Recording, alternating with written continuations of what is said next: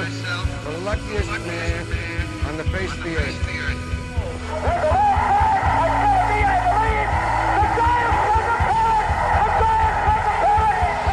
Jeter ends his final game with a walk-off single. Here's the drive to left. That one is long gone.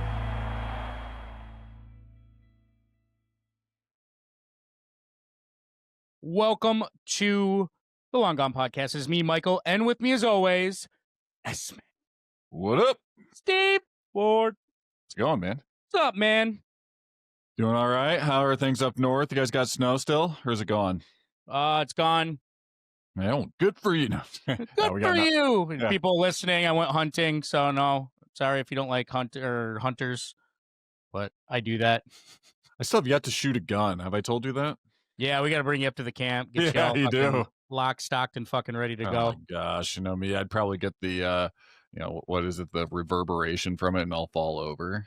Yeah. Oh, Or yeah. When you get the kickback from get- the gun. Yeah, or get punched in the face with like the, like the handle of it or whatever. It just pops back, and it'd be a good time. But no. Knocks you the hell out. Be like, what the Oh, fuck? God. Well, in case people didn't notice with that song there, it's National Mickey Mouse Day. So it's like Hey. Mickey Mouse's birthday. Yep. Today marks the anniversary of the first time he was in a cartoon with Steamboat Willie. So I figured, let's bust out a little Mickey Mouse Club song. So there you go. Yes, sir. Yeah. You're welcome, everybody. You're All right. welcome, Yeah. everybody. So what you were talking about in your song, Yeah. we have some award winners. Major League Baseball does this every year around this time. It's kind of a way to extend the thoughts, I want to Yep. say, Yeah. of MLB. Yep. For the most Yep. part. And yeah, I Mhm. mean, basically, they give the awards out and they don't do it all at once. They kind of just space it out. They do. Yeah. Yeah. So, I mean, we got our, Cy Young and MVP. Those are usually the big ones. And Yep. Tarek Skubal brought it home again, back to back. Yes, he did. Yep. And Paul Skeens, we've been hitting pretty well on our awards here. Mhm. Paul Skeens got the National League MVP, and Mhm. it was funny. I was pleased with my pick of Pat Murphy for back-to-back National League Manager of the Year, and Hey, he you was able called to it. take it home. But Stephen Vogt takes home American League. Really, shouldn't they give it to AJ Hinch because he's the one that collapsed the Tigers in order to get Stephen Vogt to win the division again? So I feel like AJ That's a Hinch tough one, yeah. More of a dig at AJ Hinch right there for collapsing the Tigers there. So yeah, Stephen Vogt won it again. So I mean, I guess 15.5 back, Yes. but was it really, his improbable journey, or is it, like I said, the Tigers collapsed? But anywho, Mhm. Nick Kurtz, American League Rookie of the Year. I think you Makes picked Nick sense. Kurtz. Yep. Yep. And then National League Rookie of the Year, Drake Baldwin. Okay. Yep. Yeah. That was pretty dope. Yeah. Yeah. So I mean, we kind of seen that. I mean, yeah. National League had a couple guys. I mean, you had the Miz, you had Mizorowski, you had a Yep. few guys there that looked really promising. But when it was all said and done, I mean, the Drake Baldwin made sense. I mean, he came up early for the Braves and was just kind of lights out for them. I mean, they needed that catcher since they moved on from William Contreras Yep. a few years back. So Sean Murphy ain't it, but I think Drake Baldwin, yeah, he's their future behind the plate. Sean Murphy ain't it, is he? Yeah. Yeah. Good on Drake Baldwin. I mean, at least there's one bright spot for the Braves this year, right? So yeah, I mean, then they had the the award show, which is always fun, and the announcing of the first and second teams, and yeah, I mean, it's just it's a really cool way to put kind of a bow on the season here. So Yeah, I mean, it really is.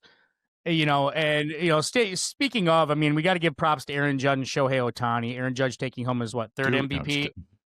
Third MVP Yeah. in his 4 years or something. And with this Otani's fourth MVP in the last like 5 years or something like that. Yeah. My God, Yeah. it's Some we're 3 witnessing, MVP winners. You got Mike Trout, you got Albert Yep. Pujols, Yep. you got Alex Rodriguez, Mike Schmidt. Not bad company. Not Good bad company, company yeah. at all. 4 So, yeah, Hall of MVP Fame. winners. Yeah. Is there Yeah. any? Bonds, right? Bonds. Like Looking up Bonds right won now, like 7. Barry Bonds is the only one to have 4 Okay. MVPs. Yeah, so Yeah. Shohei ties Barry Bonds. No, Bonds has 7 MVPs. 7 MVPs. But, I mean, he only wanted to have over 3 MVPs. Yeah, that's crazy. I mean, yeah, that's pretty incredible. Tony's an elite company. I well on his way to being a Hall of Famer. 2-time World Series champion now, 4-time MVP winner.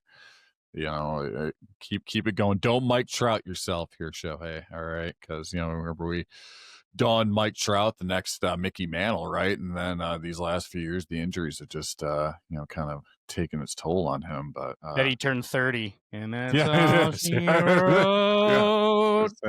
And a partridge in a pear tree, which goes well for Christmas now. We're in the Christmas season. We are in the Christmas season. I'm looking out the window at my house here and seeing it's getting dark, and I can see my mammoth decorations that I had. So, do you have Christmas music playing now? I know you do. Oh yeah, dude. Yeah. I'm only asking just for the fans' purpose. Dude, I play Christmas music all year. Let's be honest. I holiday traditions on Sirius XM. I'll chime into that sometimes during the summer, and I'll ask Alexa to play it every so often, just for get my Christmas kick. So you know me. You know how I roll. Listen, Shohei Ohtani, just wrapping it up on the awards bow here.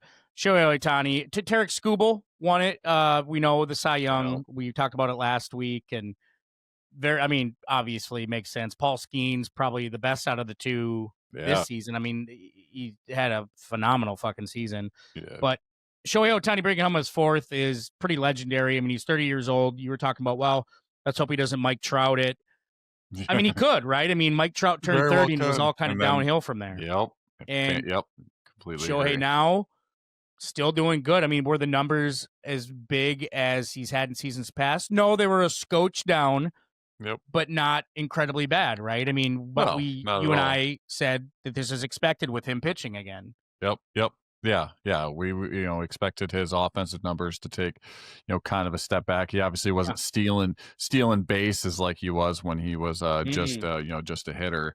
But I mean, still take his offensive numbers any day of the week for any member of my team. So I would too. Good on him. We're definitely witnessing a generational type player here in both Aaron Judge and Shohei Ohtani. Yeah, and people knew early on. I mean, Aaron Judge had the ceiling, and he has met his ceiling and went above and beyond that. Went above it. Yep. The last 2 seasons alone, I mean, he has just been short of. I don't know. There is no short of anything. I mean, it's Hall of Fame status, really. I mean, his RBIs were a scotch down, but you're talking about a guy who finally performed decent in postseason play, and that's kind of been the knock. It's about time. Yep. Regular season ends, postseason comes. It's okay. It's time for Aaron Judge to go to sleep. Well, like Tony La Russa on the bench, right? Just wake him up when the postseason's over. Yeah. All right. And that's what was kind of going on with Aaron Judge. But then wake him up when the Yankees are eliminated. All right. Yeah. Well, it's going to be interesting too now, because the one thing that the Yankees did good this season, I think, with bringing in some more offensive help with Cody Bellinger and what have you. Now this season, you and I are talking, and Trent Grisham stepped up, who just accepted the qualifying offer for the Yankees. Whoa, okay. Yeah, man, it's really good for them. I mean, that's a good fit for the, he's been a good fit for the Yankees there. So yeah, I mean, the qualifying offer in baseball is almost like the franchise tag in football. Right. Yep. The qualifying offer is usually higher than what you would make during the season, unless you're having extraordinary circumstance like Skubal's in, or some of those guys where the meat ain't worth the cut, right? So, with Trent Grisham, he brings definite great power for he could be a table setter and he could clean up bases. It kind of reminds me of Jacoby Ellsbury when they used to have him. Yeah. And maybe even a Curtis Granderson type, just he's not a big average guy. He doesn't really hit for average, but he can get on base and move runners over himself. So that's been a really good addition for the Yankees, which was kind of a nothing signing when it happened. But then fast forwarding now, he had a phenomenal season. So I think in our prediction show, I had him going to the Yankees. I'm not sure if you did, but I'd have to look. We both had him go. We both had Josh Naylor going to the Mariners. Yep, we did. How about that? We knew kind it, of right? a no-brainer. I mean, between he just Eugenio Suarez and Josh Naylor, Steve, You would have taken Naylor over him, right? Yeah, 100%. I mean, Naylor kind of endeared himself to the Mariners, the city of Seattle there, just what he did down the stretch, and then, in the postseason there, clutch base running, clutch hits and stuff. Yeah, I mean, plus I think he's slightly younger too, right? A little bit younger than A little Suarez. bit younger, yeah. Yep. So, yeah, I would have taken Naylor over Suarez if I had to pick between the two. Yeah. Course. I mean, it makes sense. And what Josh Naylor does during the season, not just at the plate, but defensively on first base, his athleticism, and he's not a liability on the base paths, surprisingly, for how big he is. And you and I said he's one of the best postseason players we've seen. Yep. I mean, the guy comes into the postseason and absolutely is like a wrecking ball. Yes, dude. For them. So that's going to be interesting. Like I said, we're going to be talking headlines in a little bit, but moving on with headlines, we got Padres for sale potentially. That's interesting. Yeah. I mean, that really, we were talking about, how they've gone through managers, like they've gone through, underwear every day of the week here. They can't seem to get a good fit here. Yep. Is it something with management? Now we come to find out that they're looking to potentially sell the team there. That could be just a whole new shakeup when it comes to, the front office. So definitely a little bit of turmoil there in San Diego. It kind of came out of nowhere for me. It kind of came out of nowhere. But I think if we read between the tea leaves, Steve, I think we always knew something was brewing in San Diego, right? We kind of always figured this, just because we said, why doesn't managers stay long? Remember, that was a past show. You and I said, why don't managers stay long here? Yeah. Yeah. Right. I mean, it just didn't make any sense. And, and Padres have kind of switched owners a lot, right? I mean, I have a list right here. We'll start with Ray Kroc in the 70s. Before him was McDonald's. Arnold Smith. But then, you remember, right? Ray Kroc took over until he passed away. Then his wife, Joan Kroc, took it over. Yep. And then cable man himself, Tom Werner, decides to get it in 1990. They sell it to him. And then John Moores from 94 to 2012. Ron Fowler ends up taking it over. Jeez. From 2012 to 2020, right? We're seeing a lot of owners switching hands. And then the Seidlers take it over, which is interesting. Peter and John Seidler. And right now, John Seidler has it. That's the guy who has it, but there's been talks that he's going to sell it off. So I think the biggest thing I can say is, one, why so much turnover? Yeah. Okay.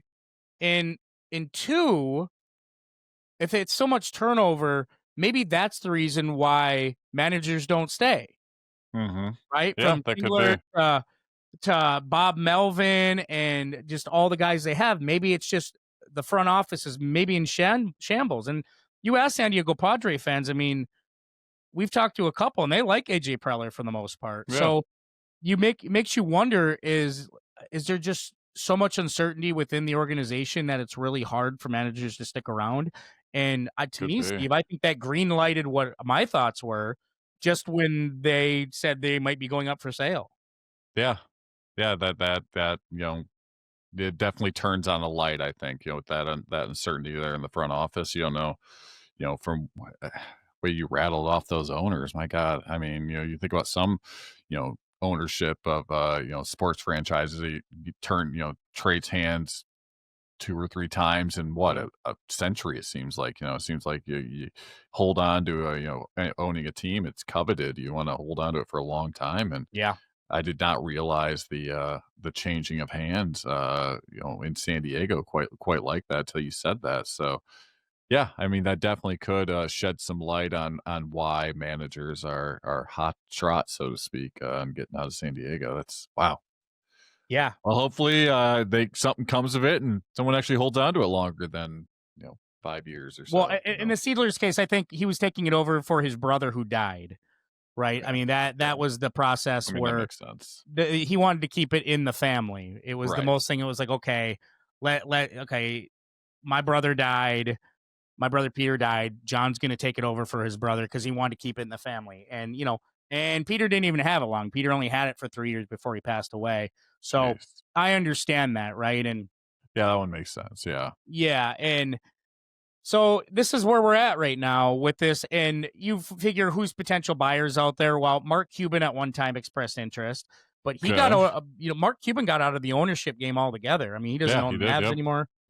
He says the future, if you really want to look to the future of owning a baseball team, I think when it's all said and done, I think it's going to be groups of investors. I mean, look at what the Dodgers are showing that a successful team nowadays that needs more money than just one wealthy individual is the way to go. And that's why they can afford a lot. Now, it's not a hot take. I mean, the proof's in the pudding. It just isn't talked about a lot. And that's true. I think your Illiches, your Steinbrenners, they're going to be a thing of the past. And eventually they're going to, the game's going to be maybe too expensive for them. We'll find out when the new CBA happens. But I think the game's so expensive for them, Steve, that a lot of these teams are going to have to end up, and this is just me reading the tea leaves into the future here. I think a lot of them are going to end up having to sell in the future, and it's going to be more of a collaborative group effort. I mean, look at the people who own the Orioles now. Look at all that, right? Yeah, I mean, Alex Rodriguez, that's what Mark Cuban said. That's why he got rid of the Mavs, because he feels like he just can't be an owner anymore. The game has changed, for ownership. I mean, I totally get that with the collaboration. I think, A-Rod, he owns the part owner of the Timberwolves. Part owner. Yeah. I mean, having a group like that, kind of, sharing the money and kind of the responsibilities, I think that might be the way to go. Yeah. But, looking at, is this really a good time to sell the team? Because like you said, we're about to be up on a new CBA deal. You don't know what, if you sell right now, the new owner is not going to know what he's coming into or she's coming into. And it could kind of ultimately impact how much you can actually sell the team for with the uncertainty of a new deal on the horizon. Right. Yeah. So. And I think in today's game in sports world, it's Mark Cuban said, the future of ownership lies in real estate. And to be honest, I think he's partially right, because when you become an owner, you got to look into, is this arena, is this stadium, is this whatever I'm in, is my stadium worth keeping, or do I need to build another one? Right. And a lot of that's within the real estate deals, and usually that's a team effort to make something like that happen. And I think a lot of cities are tired of paying for stadiums, especially teams who lose a lot, right? It's like, why are we paying for updates? Why are we paying for new stadiums when we're not like the Dodgers? We're not like, what I mean? The Yankees and stuff like that. And I think the taxpayers are getting kind of fed up with it. So I think in the future, you're going to see investment. Mark Cuban was basically stated as saying, I think you're going to see real estate investment groups kind of take that over. I think the future of ownership is real estate, and that makes a lot of sense. It does. Yeah. But I think if you want to look at the future of ownership in sports, well, fella, look no further. Yeah, look no you further. Found it with the Dodgers. Yep. Look no further. You found it with the Dodgers. A group of people with a lot of money going to pony it up and buy a team. And I definitely can. But it makes sense, right, Steve? Maybe you have players now reaching almost $1 billion status. You can't have one person float the or front the load for that, To stay competitive, it can't just be all on one person. It's got to be a group. What if MLB says that? I think this collective bargaining agreement is going to be pretty eye-opening. I think it's going to be, we're going to have to see something. And if they don't want a salary cap in baseball, I really think the owners, it's almost like, hey, you got to have this many owners involved with the team to play, or you got to have this X amount of net worth and spend X amount of dollars. There has to be a floor. Yep. And I think you're going to see that in sports. If you're not going to put a salary cap in there, you got to do something like that, right? You do. You have to. If you want to be an owner in the MLB, you have to, your salary, we won't put a cap on how much you can spend, but we put a cap on how much it needs to, your baseline, right? Just to stay in the mix here, so you don't have teams that are only spending as much as one player on their entire payroll, right? No, you're exactly right. And can you blame the owners for being cheap? Yes and no. I mean, if you have an owner who has a high net worth, but it's like, dude, I'm not going to bust my nut on this team and then not get, you know what I mean? It's like, these guys are making more than me now. And it's, you kind of got to sympathize in that way. But at that point, it's like, well, then maybe you should sell the franchise. But Yeah. I feel like it's up to the league to be able to enforce that, where it's like, maybe you guys should start putting up your teams for sale. And I know that's pretty weird to say. It's like, well, but if you're pricing yourselves out, you're only hurting the fans by just being cheap. Yeah. Yeah. Then you're definitely not going to go to the games because, what's the point of going to the games? So you can watch, your owner obviously doesn't give a shit. Right. So why would I want to show up to a guy who doesn't give a crap and watch a team that he doesn't give a crap about? Yeah. Makes no sense. Yeah. It makes no sense, Steve. And that's kind of where we're at. Spend money. All right. Spend money, bitches. Spend money. Yeah. The last little part of our headlines for our show, Paul DePodesta. We'll just call him Jonah Hill from Moneyball. What was his name in that? Peter Brand or something? Something like that, yeah. So Paul DePodesta didn't want anything to do with Moneyball, the film. Barely wanted anything to do with the book. But those who don't know Paul DePodesta, he is the reason we have Moneyball, right? Yep. One of the few reasons between him and Billy Beane.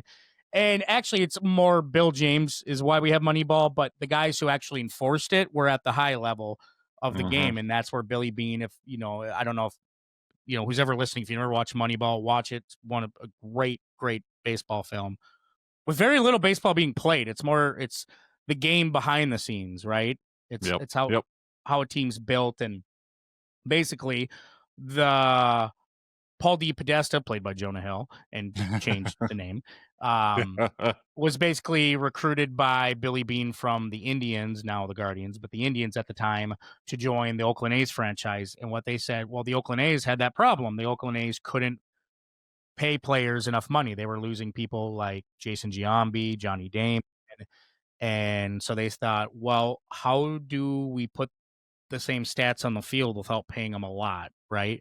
So it's like, okay, well, we'll get 3 guys that can make up for Giambi to play first base, right? And to theirs, it wasn't about defense. It was all about offense. How do you manufacture runs? Right. A walk is as good as a hit in Moneyball. And we see a lot of Moneyball in today's game. It's called analytics. So analytics is basically, I won't break it down, but basically we'll go to the AJ Hinch, guys, 100 pitches, take them out. No matter if he can go more, it's about saving the arm, and it's about getting a fresh arm in there because, analytics say pitcher past 6 or by when they hit 100 pitches, they start to decrease. Yep. Now, obviously baseball eyes, I've played the game a long time. I understand guys can pitch well beyond 100 pitches, but it's an odds game now with analytics, and you got to play the odds and you got to do it smartly. So Moneyball also helps you to be able to get those stats you need, but at a cheaper rate. So anyways, Paul DePodesta is a very interesting and controversial figure in baseball. He left Oakland, he went around a little bit, and then he wound up on the Cleveland Browns, who decided to play Moneyball in the NFL, which makes no fucking sense. Oh, yeah. It's really worked out well for them. NFL, how does it even work? I don't know, dude.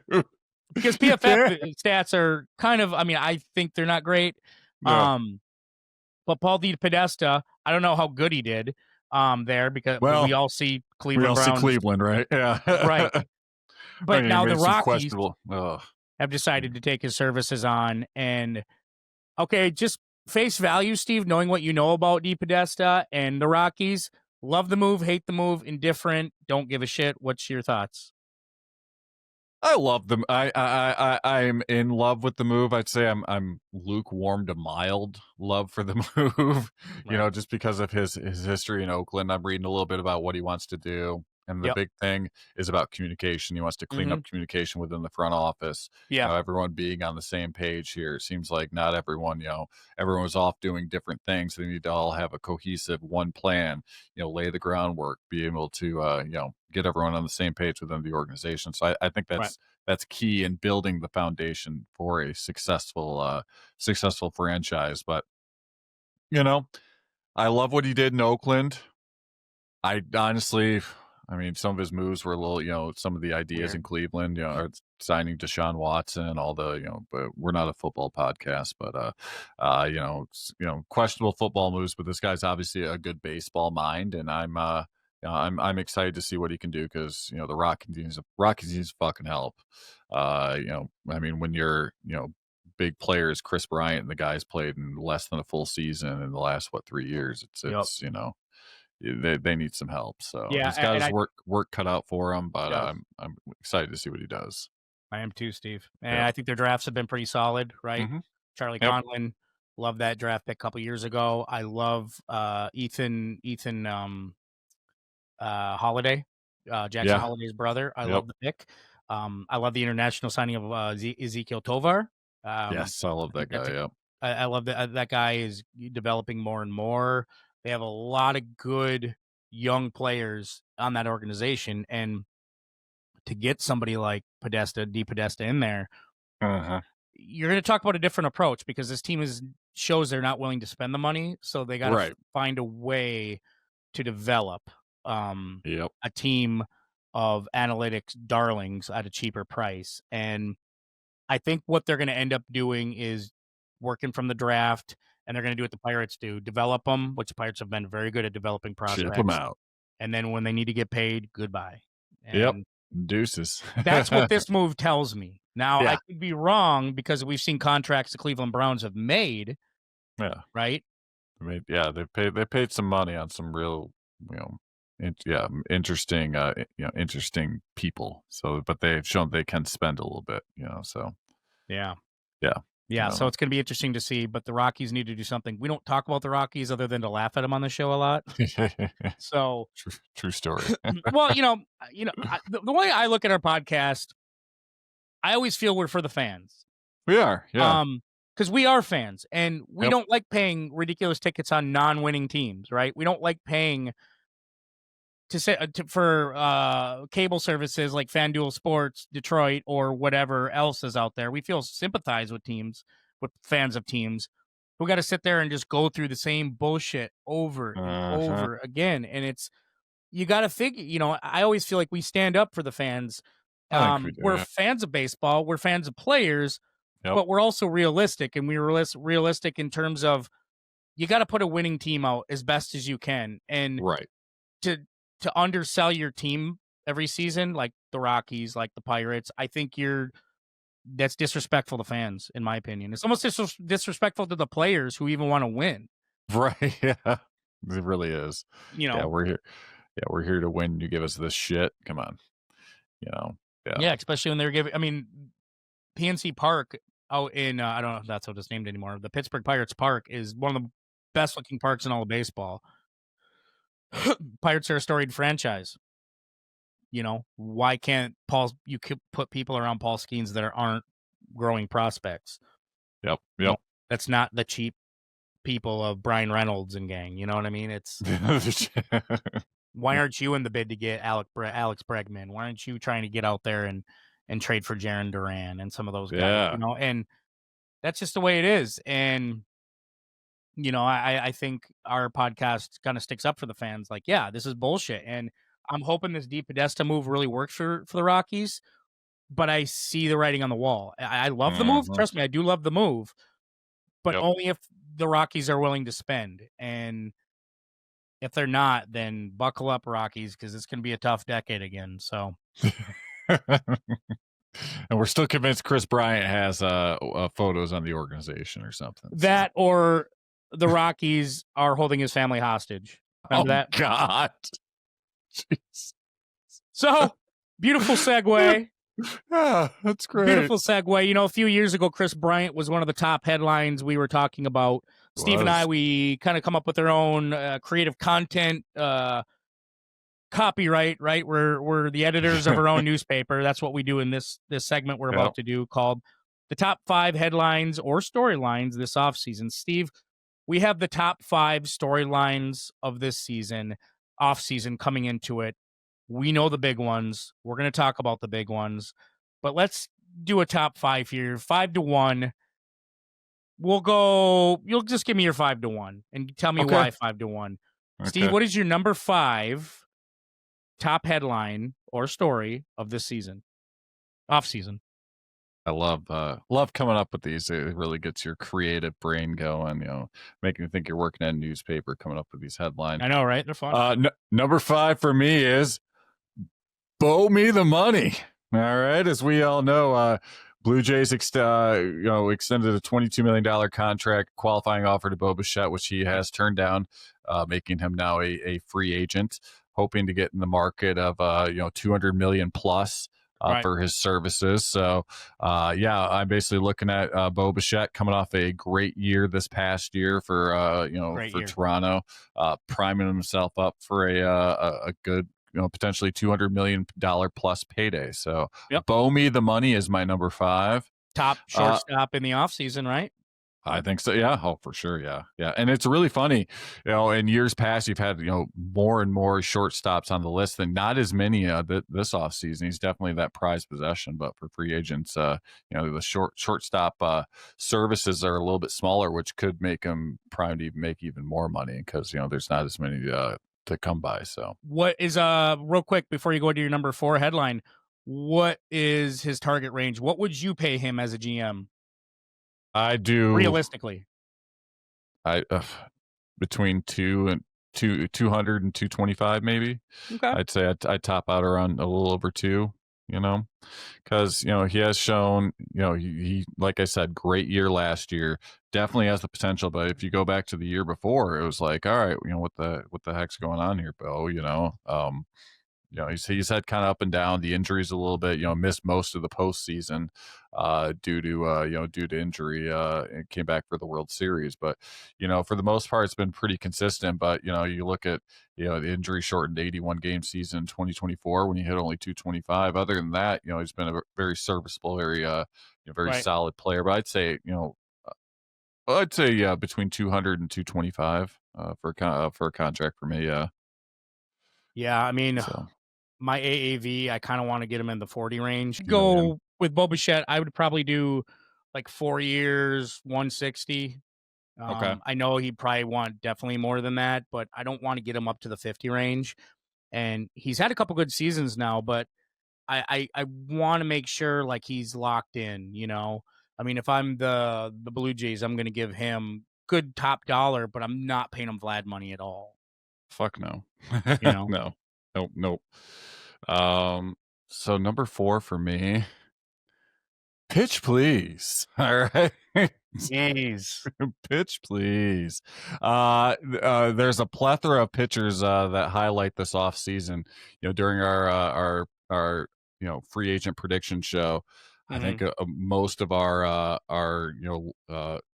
predictions were starting pitching and relief pitching. You got the Dylan Ceases, the Frenber Valdez, Ranger Suarez. For relief, you got Edwin Diaz, Robert Suarez, Rafael Iglesias. So there's a lot of arms for teams to target in the off season. So, so it's I'd be curious to see who goes where because there's a hell of a lot. I'll say that. I love it. So stay tuned on that one. So yeah, pitch please is my number 4 pick, and number 3 is something that we touched on in our open. It's show me the way, Padre. Show me the way, Padres. Uncertainty in ownership and direction lead to question marks on what is next for the Padres. Obviously, you have a team that has a great core in Manny Machado, Fernando Tatis. Just a great group of people that are there. But you brought in a new manager again, and you have uncertainty of whether the ownership is going to sell. All those question marks in the front office can lead to uncertainty on the field too. So I'm curious to see what happens here with San Diego, not only with potential ownership up for sale or and also what's going to happen, as far as the team goes. Number 2 is second time around. Alex Step Bregman. by step. Yeah, I think it is. Is it? Yeah, I think that is second time around. We'll make it better, babe. The second time around. Good pull right there. Yes, it Love it. was definitely step by step. Step by step for these guys here: Alex Bregman, Pete Alonso, and Jorge Polanco headline the free agents, giving it another go after testing free agency last season. I think Pete Alonso was poised. He thought he was going to get a nice little payday, and then ended up having to settle back with the Mets. So he's given it another go after a fantastic season for him this year. So I think he definitely will get that payday, whether it's with the Mets like we're thinking, or if another team will swoop in and get him. We shall see. But yeah, just looking at those three players, among others who are giving a free agency another shot after just being on the market just this Right. past season. And then my number one headline is A Tale of Two Kyles. Kyle Tucker and Kyle Schwarber lead the Kyles into free agency. We shall see where each of these Kyles land and what kind of money each Kyle will get. I think Kyle Tucker will obviously garner more pay than Kyle Schwarber, and we'll see if Kyle Schwarber leaves Philadelphia for other pastures, and where exactly coveted free agent Kyle Tucker will land. So yeah, number one for me is A Tale of Two Kyles. Well, I mean, that's one of the biggest stories, right? Where's Schwarber? Where's Schwarber? The Schwarber The Schwarber. Gonna go? He should start calling himself that too. I'm the Schwarbs. The Schwarbs. My headline, starting with number 5, is Vladdy and the Jays. Vladdy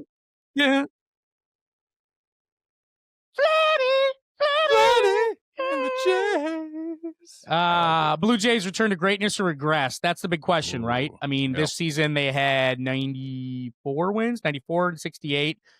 And they made the World Series, of course, and they did everything that Steve and I were hoping they were going to do. I mean, this was a team that regressed last year. We're wondering, what the fuck is it done? And Schneider and gang just said, fucking hold my beer, right? Charlie Montoyo and gang were like, hold my beer. And yep. I thought they did so good. I thought this was something that,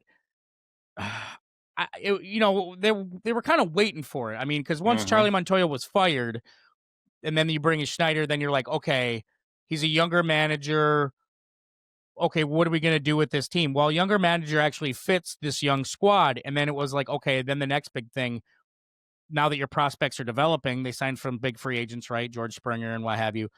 And but Shane Bieber they traded for. But then it was, we got to play that. We got to pay Vlad because we're not sure if, Vlad's the future or not. Well, they knew Vlad was their future. So they gave him a ridiculously huge contract. I think he's worth every penny just because he is the face of your franchise. Yep. So they needed to establish that. So I want to see if they're going to regress or if they're going to still be in form. I think a big question is the rotation, because it's going to look a little different next year, and their bullpen. I mean, they have a couple guys that might be leaving. So how's that bullpen going to look in year 2? And the biggest one is Bichette. I mean, are they going to sign Bichette? Can they afford him? I mean, what's going to happen? So I'm interested to see how that goes. My number 4 biggest headline is Posey's new groove. Buster Posey led Giants' new era. When he got Tony Vitello and some of these guys, or the new manager that he brought in, you see the trade, right? They got Rafael Devers in a trade from Boston. I think this team is going to be very active in free agency. I don't know if Buster's the kind of guy that's going to overpay for somebody, but we're going to find out. And my predictions say that, yeah, I think he will, but he's going to be smart about it. I think this is a team that needs a second baseman. So I think Gleyber Torres, I think they definitely need to improve their starting rotation. So Framber Valdez, I think, would be very good. I mean, there's a lot of things they can do. Are they going to re-sign Justin Verlander? We don't know. But I know that Buster Posey wants to keep this team young. He wants it young, and he wants them ready and hungry. And that's, I think, going to be how he moves forward. And getting Vitello in here from Tennessee is just the first step in what Buster Posey is going to do, because for so long, the team has been stagnant. And I think under Buster Posey, you're going to see a new era of Giants baseball and a new direction. That's going to be a big headline this offseason. Number 3, I went Japan approved. New wave of Japanese stars enter the league. I mean, we know a lot. I mean, we know, let's see, the first/third baseman, Kazuma Okamoto. He's going to be posted. The biggest one of them all, the Menataka Murikama. Looks like he might be posted. A starting pitcher in Tatsuya Imai, who has been getting huge predictions based. A lot of people think that the traction on that one's going to be the Yankees or the Red Sox. Right. That might be big on him as well, but we know the Dodgers will be right there as well. So, and then from the KBO league, the Sungmun Song, but he's not Japanese. But between Murakami, I mean, and these guys, I think you're going to start seeing more Japanese players come over every season. I mean, we've seen it with Shota Imanaga and just the push since Shohei, basically. It's been more and more every year. So I think it's something that we got to keep our eye on, because a lot of these guys are all-stars over there. Can they be all-stars when they come over here? That's going to be a big thing moving forward. Agreed. The international signings are huge, and this is one of them. And I think when you look at free agency, you have to add in the Japanese players moving forward, because that could make or break your team. Everybody's going to be looking for the next Shohei Ohtani, right? So that's something that we're looking for in this offseason. Number 2, you would think my number 1 would be this, but this is going to be number 2. Okay. And I brought it in on my headlines before you scooped it up. Scooby-Doo or Scooby-Don't. The mystery of Tigers Scott Boras, all right? or trading Scooble. Very I mean, this is the Boras-esque leading there. thing, right? Last year it was Soto. What's everybody going to do with Soto? Soto. Is the Toronto Blue Jays going to trade Vlad Jr.? That was last year's offseason. This is the offseason, very much the tale of the two Kyles, right, that you have, and Tarek Skubal. What's happening with Tarek Skubal? Is Tarek Skubal going to remain a Tiger? Because every day that goes by, in my opinion, I think his price to trade him gets a little less. If you start the season with Skubal on your roster as a Detroit Tiger, he's going to become a rental player, right? If you decided, well, we're just going to trade him during the season, you're not getting what you think you're going to get. So Scott Harris has a big decision to make. Do you sign him and extend him for the ridiculous amounts of money? And Scott Boras, Tarek Skubal's agent, came out and said the next offer better be starting at $350 million. Fuck, right? Jeez. And for a team that we know right now doesn't want to pay, or I don't know where they stand on that, but all signs point to they don't want to pay that, then they might just say, fuck it, we're just going to keep him and make our last ditch effort run with him. Yep. And then trade him maybe at the deadline, or just do what the Angels did and say, fuck it, we're not trading him right now. We're going to go all in. And right in there and then get a compensatory pick after he leaves. Right. And just say, fuck it. And that was like the worst decision the Angels should have made. I mean, they should have got something out of it, in my opinion. I mean, something more. I mean, they should have thought about that the season before, right? Before he was entering his final season as an Angel. And I think they could have got a lot more for Ohtani. For sure. Oh, God, when you found out it just wasn't working, how it was working. So, Tarek Skubal, this is going to be an interesting one. It's something that Steve and I are going to keep tabs on all season. We're going to have our predictions about it. We've already, if you listen to our past shows, we've made predictions about it, of what we would want to, we'd even play GM for the day. We were like, this is what we would do. It's going to be interesting, bro. It's just going to be interesting to see how this all pans out in the Scooby and the Scooby-Doo or Scooby-Don't. Scott Boras fumbles this when he's fired, in my opinion. Yeah. I mean, unforgivable if he fucks this up. But it's hard, because what do you do, right? Do you pay a guy and be committed to a guy like that over who is great, right? We know he might be great for the next few years, but this is also the same guy that said that would he have gone in to face Jorge Polanco again? He said, the Polanco and me matchup just it wasn't in our cards for that night, meaning Game 5 of the ALDS. So he basically said that he would have taken himself out too. Oh my God! See, I don't want to hear that from a starting pitcher, an ace. I want Max Scherzer out there, like that kind of mentality. No, you have to fucking kill me to take me out. The last headline is the one that we're going to be following all season long next year in 2026, and it's I call it the last ride, an MLB and CBA story. I mean, the last season before the collective bargaining agreement nightmare is about to happen. God. This could be all smoke and mirrors, and then we just laugh when it's like, oh yeah, they signed a new one. Here we go. Yep. That was, when you look at it like a cheap firework, you're like, well, that yeah, that was a dud. that fucking blew. Yeah, this could very well become that, but all signs point to a strike. All signs point to MLB. The league wants salary caps, and the players' union is just basically like, fuck you, that is never going to happen. Basically, Bryce going to fight Rob Manfred if he kept saying that in the locker room. So, God, fucking awesome. Steve and I, or me and you, we always talk about should they not? We're a big proponent of owners just spending more, but then I talked earlier about the evolution of owners, and I really do think the league needs to evaluate itself and figure, should we push owners to maybe sell to teams that have more owners, or maybe not fully on sell, but maybe sell certain shares of your team to bring in more owners, so you can not only increase the value of the team like that, but also bring in better players, because you don't want to just do it yourself. You know what I mean? So see it from both sides. It's going to be interesting though, because I know MLB is going to push hard for this, because the contracts are getting a little ridiculous. And the worst thing MLB wants to do is raise ticket prices, because they'll price themselves right out. Right now, they make the most money because their ticket sales, right? I mean, it's nothing to go to a Major League Baseball game, right, for just a normal seat in the summer. But if you're going to sit there and price yourselves out to where you're becoming like a football game every day, it could never happen, and no one's ever going to pay those prices.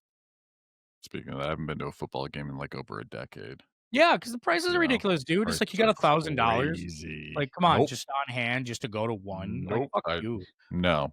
Especially even since the Lions got good. Now you really are pricing yourselves out, Yeah, I mean, say you start at $400 a ticket. Okay, well, you're not going to go by yourself. You know what I mean? No. No, you got to get someone, at least one other person to go with you. You're not going to be that person that's just sitting there by yourself. Think of it like this. Let's think of it like a blue-collar guy. You say you're a blue-collar guy that makes maybe at most $50,000 a year, right? I don't know what the average in the country is, but say you're making $40 to $50 a year. Say it's $300 to $400 a ticket. You want to bring 3 to 4 people with you. There's one of those people that have to put that on their card, and then they got to hope to pay them back. And some people can't do that. Some people are like, dude, I don't want to be the one to fucking spend the money. You know what I mean? And then when you get there, it's like, okay, let me spend the money.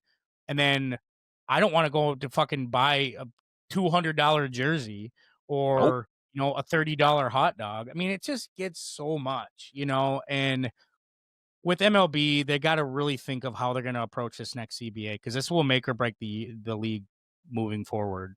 I agree. And if it all goes bad, like we're talking about, if Scott Harris muffs this Tarek Skubal deal, if Manfred fucks the CBA, they're gonna want a new fucking commissioner in there. Yeah, I mean, there's still people that are still butthurt about the strike in '94, and still haven't turned around. Imagine if they screwed this one up again too, bro. Bro, it'll be so bad. So, Steve, those are my headlines. I ain't taking it back. I ain't taking them back. Take them or leave them. If not, who cares, right? Yeah, good for you. Yeah, good for you. Oh boy, I love it. Always a good one. With that, shall we head on over to Collection Corner? Yeah, Steve, let's do it, and you can go first. Thank you. You know what? I don't feel like going. No, I'm just kidding. Well, fuck you. We start having this fucking on-camera fight. You're like, what's going on, guys? Gosh. What's wrong? Hey, you want to do this? You throwing down? Oh, we're throwing down. All right, get right up in there. Yeah. Anyway, like the camera. Just like.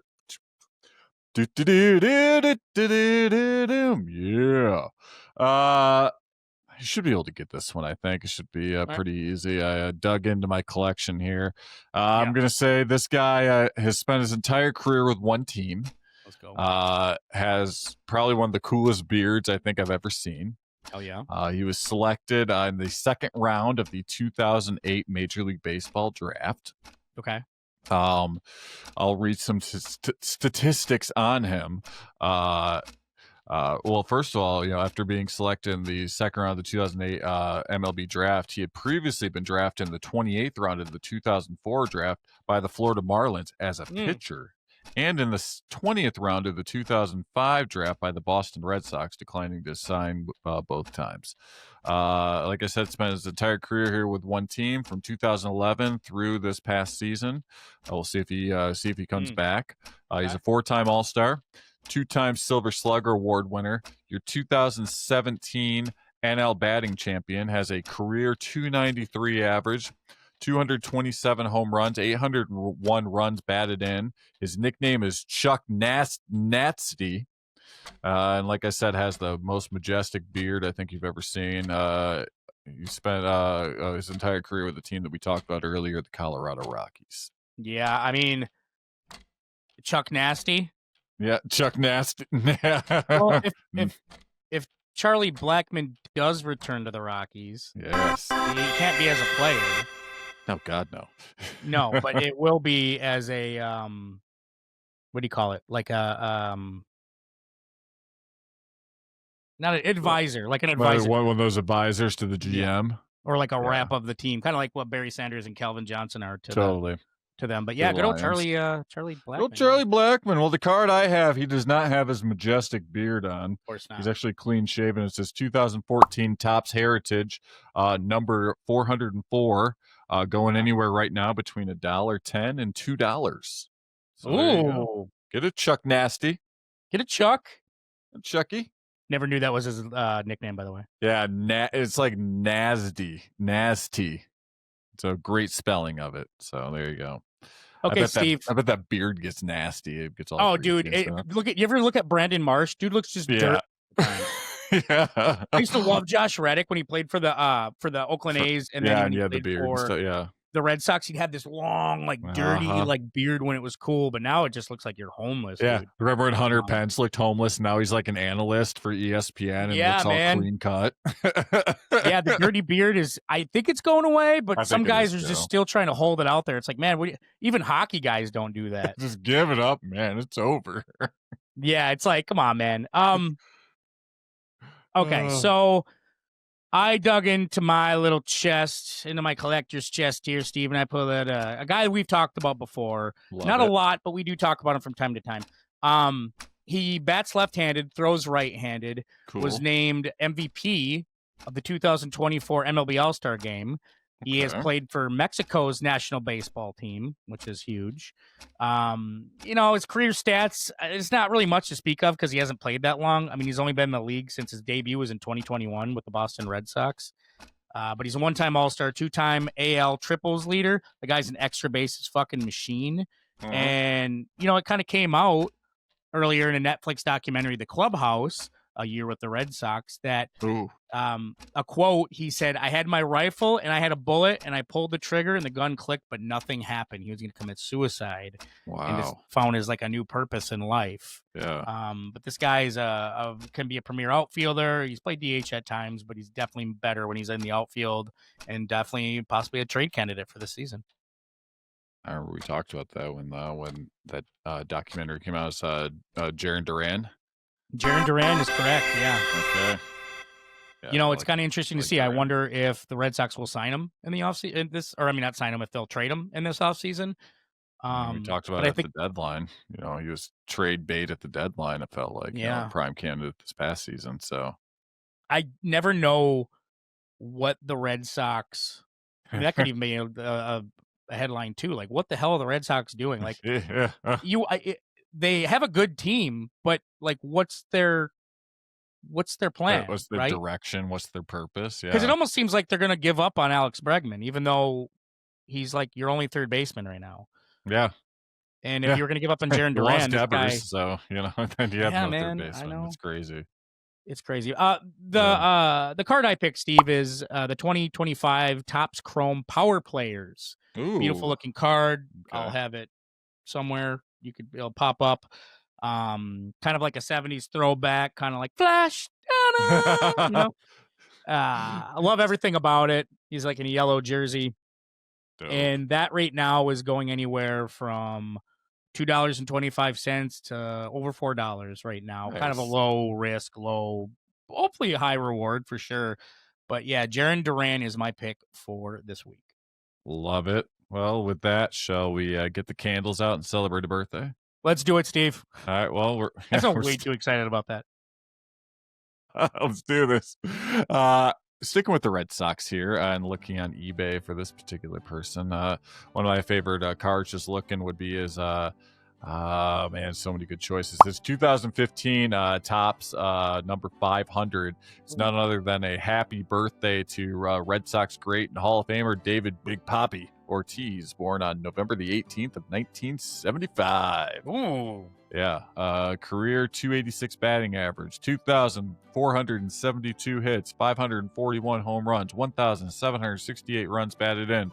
Began his career with the Minnesota Twins from 1997 to 2002. Then they made a stupid move and decided to get rid of him,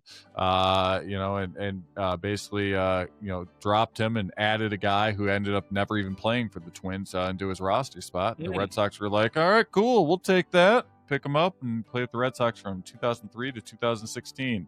10-time All-Star, 3-time World Series champion, World Series MVP in 2013, ALCS MVP in 2004, 7-time Silver Slugger Award winner, 2-time AL Hank Aaron Award winner, Roberto Clemente Award winner, AL home run leader in 2006, 3-time AL RBI leader, Boston Red Sox number 34 retired and also a part of the Boston Red Sox Hall of Fame, inducted into baseball's Hall of Fame in 2022 on his first ballot. Yeah. Basically the ultimate fuck you to the Twins right there, right? My God. Yeah. Anyway, a little trivia on Big Papi. He was the first player ever to hit 2 walk-off home runs in the same postseason. That would be the 2004 Magic run for the Red Sox. It was in the Angels in the 2004 ALDS, and then he also hit a walk-off against the Yankees in the 2004 ALCS. Nice. Yeah, so happy birthday to David Ortiz. What card did you have for him? Maybe I missed that. I was looking online. I mean, I have Ortiz cards. I have to dig through my collection, but I was looking. I like his 2015 Topps number 500. That's a good-looking card. It was a good look. Remember that one of his better ones, or first ones, was when he was with the Twins, and looking like straight Movan, dude. Right. When he was with the Twins, I never thought he'd be who he would become. No, and his stint with the Twins, I think he had a grand total like 59 home runs or something, and 4 years or so with them. He reminded me of Big Christmas from Cleveland. That's what he reminded me of. Maybe Big Christmas will go somewhere else and have a Big Papi-like career because he's he shows flashes, and kind of like Ortiz showed flashes there of in Minnesota. But can you imagine if he was in his run that he had with Boston, if he would have stayed in Minnesota with Morneau and Mauer? Yeah. Man, can you imagine? Yeah. Dude, yeah. Torrey Hunter stuck around too. That would have been a killer team. I don't know, man. Yeah, Joe Mauer. Ron Gardenhire running the show. Oh, Ronnie would love that. Yeah. They would have put him up and probably one of the better head managers in a while. Yeah, for sure. I mean, Gardenhire, his knock was he couldn't get the team out of the first round. Usually, I think he got the ALCS once or twice. but with him, he was a good guy to get chemistry. He was a chemistry guy, a team guy. He could really get the players to buy into what he was selling. So that's pretty hard as a manager to do. So the fact that he could do it was And he wasn't even a big analytics guy. He didn't like analytics until he came to the Tigers. He was like, I guess I'll try this analytics thing. Yeah, that's what he said when he hired. I guess I got to try this analytics thing, huh? All right, cool. He's old school, man. But that's a dope card, man. Dope card. Yeah, for sure. So happy birthday to David Ortiz. Hey, happy birthday, you son of a bitch. That's a fucking show. Man, great show. Great show indeed. Next week, we're going to be talking more free agents getting signed. Yep. We're getting closer to winter meetings. Those will be coming up about 3 weeks or so from now. We'll be balls deep in winter meetings. So I think it's December 10 or so. I think is around the time they start. So buckle up. It's going to be fun.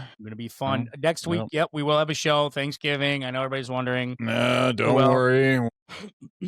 We still go. The only time we really take time off is that week between Christmas and New Year's. I think that's usually. We're probably the only podcast that really does that. Yeah, usually the one week that we take off a year. We're fucking diehards, dude. Well, we are. Yeah. Here, I'm giving you a pound right now. Hit it. Boom. There we go. All right, guys, have a great I had COVID week. one time, and I still kept doing the show. That's just that's dedication right there. Yes. Oh, yeah, I had no idea what was going on during the show, but I was there. Right? He was there. He was like there. fucking Mortal Kombat, ready to get fatality. 103 fever, but hey, I was upright enough to do the show. Fuck yeah, he did, dude. Michael sometimes had to tell me we're transitioning to something else, but we still got the show done. Yeah, man. It's fucking absolutely. And with that, have a great week, guys, and we will catch you guys all next week. Deuces. Bye. God.